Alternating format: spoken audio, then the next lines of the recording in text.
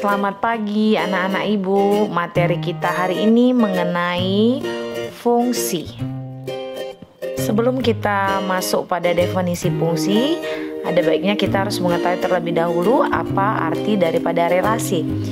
Dikatakan relasi jika setiap anggota himpunan daerah asal atau yang dinamakan dengan domain boleh punya pasangan lebih dari satu atau boleh juga tidak memiliki pasangan. Sedangkan yang dikatakan dengan fungsi itu jika setiap anggota himpunan daerah asal yang dikatakan dengan domain itu harus mempunyai pasangan dan tepat satu dipasangkan dengan anggota himpunan daerah kawannya atau yang dinamakan dengan kodomain. Dari definisi relasi dan fungsi tadi ada yang dikatakan dengan domain, kodomain, dan ranks. Nah, di sini sudah ibu buatkan yang mana itu nanti yang dimaksud dengan domain itu ada tanda panah masing-masing, yang mana kodomain dan yang mana dimaksud dengan ranks. Contoh, suatu fungsi memetakan himpunan A ke himpunan B, di mana himpunan A itu anggotanya adalah Eko, Roni, Ade. Lalu himpunan B anggotanya adalah Reni, Nopi, dan Heni. Nah, kita lihat di sini dipasangkan Eko berpasangan dengan Heni, Roni berpasangan dengan Novi, Ade berpasangan dengan Reni. Nah, dari sini coba kita lihat yang mana anggota dari domain, yaitu anggota A, Eko, Roni, dan Ade. Yang mana anggota daripada kodomain, yaitu anggota dari B, Reni, Novi, dan Heni. Dan yang terakhir, yang mana yang dinamakan dengan ranks. Ranks itu atau daerah hasil, kita melihat anggota nilai B yang punya pasangan di A. Jadi kalau tidak ada pasangannya di A, maka dia tidak termasuk ke dalam ranks. Nah, kalau kita lihat di sini ketiga-tiganya mempunyai pasangan di A, maka ketiganya masuk dalam anggota ranks, yaitu Reni, Novi, dan Heni. Contoh selanjutnya, perbedaan relasi dengan fungsi. Nah, coba kita lihat contoh yang pertama ini. Apakah dia termasuk relasi dan fungsi? Nah, kita ingatkan kembali bahwasanya relasi itu domainnya boleh punya pasangan lebih dari satu, sementara fungsi tidak boleh pasangannya lebih dari satu, harus satu, tidak boleh lebih. Nah, untuk relasi domain ini boleh tidak memiliki pasangan, sementara fungsi tidak boleh tidak memiliki pasangan. Jadi anggota domainnya ini wajib ada pasangannya. Jadi dari perbedaan relasi dan fungsi tadi, kita lihat contoh yang pertama ini. Apakah termasuk relasi dan fungsi? Ya, termasuk relasi karena kan sudah punya pasangan. Itu tadi relasi kan? Lalu apakah dia termasuk fungsi juga? Nah, kalau kita lihat dia ini anggota domainnya ada M yang mempunyai pasangan 2 di B. Tadi syaratnya kan harus punya pasangan 1. Sementara M ini punya pasangan lebih dari 1, maka ini bukan fungsi. Jadi untuk contoh pertama relasi tetapi bukan fungsi. Untuk contoh yang kedua, kita lihat apakah ini termasuk relasi. Termasuk relasi ya. Tadi relasi kan boleh anggota domain tidak mempunyai pasangan. Nah, apakah ini termasuk fungsi? Tidak termasuk fungsi, karena fungsi itu anggota daripada domain wajib punya pasangan. Dan kita lihat di sini L tidak mempunyai pasangan. Berarti contoh yang kedua relasi dan bukan fungsi.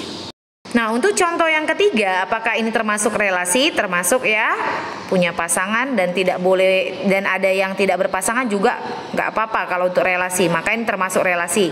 Nah, bagaimana apakah ini termasuk fungsi? Kita lihat bahwasanya anggota daripada domain itu semua punya pasangan dan pasangannya di B itu cuma ada satu ya kan, maka ini termasuk kategori fungsi, relasi dan fungsi. Yang kita pandang domain ya, jangan terkecoh karena kita lihat kodomain di situ tidak punya pasangan.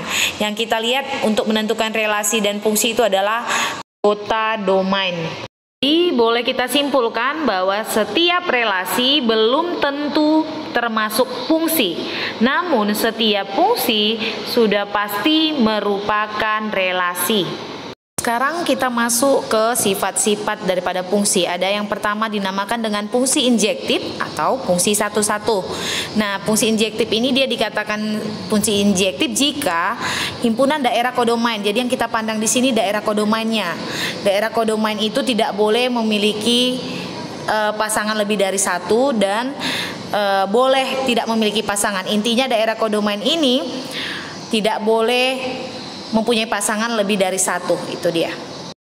Jadi kita perhatikan ketiga contoh berikut ini. Untuk contoh yang pertama ya termasuk ke dalam injektif karena semua anggota di B punya pasangan dan pasangannya cuma ada satu.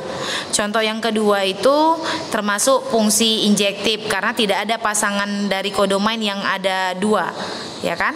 Kalau nggak berpasangan tadi boleh, cuma tidak boleh dua. Nah, untuk yang ketiga ini bukan injektif karena kalau kita lihat daerah kodomain ini ada yang punya pasangan lebih dari satu, yaitu si 2, maka itu bukan injektif.